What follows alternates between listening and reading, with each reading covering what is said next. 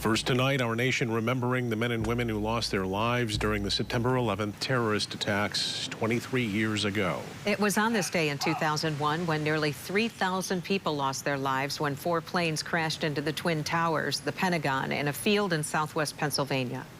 During today's event in New York City, there were moments of silence followed by the reading of the names of the deceased. Several political leaders, including President Biden and former President Trump, were in attendance. Back at home, local scouts, veterans, first responders, and community members are nearing the end of a more than 12-hour salute in Grand Rapids.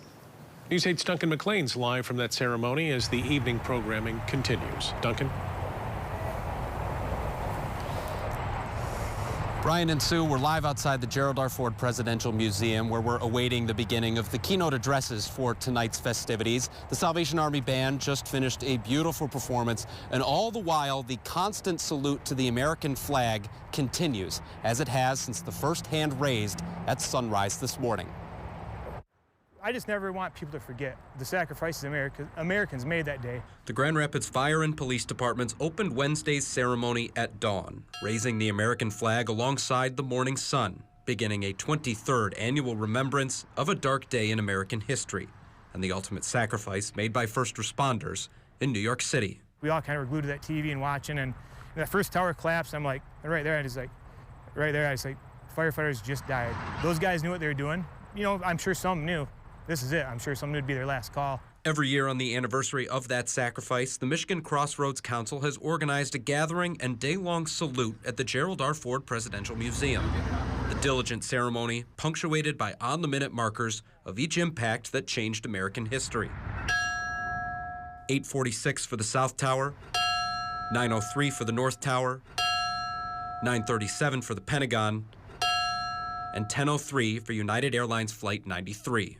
Every time that bell rings and they announce why that bell's ringing, when that bell tolls, everybody stops what they're doing. They listen, they remember. Through the late morning and early afternoon, in the hours after the attacks, the ceremony stands still as the world did 23 years ago. Available scouts, leaders, first responders, veterans, and passers-by step up to the line every 3 minutes, doing their part to remember and honor the sacrifices made that day and driving home a valuable lesson for youth and adults involved. Scouting has a lot to do with being a good citizen, about being the best version of yourself that you can be and giving back to your community. It's about servant leadership. It's significant because it's the right thing to do. We're honoring the fallen.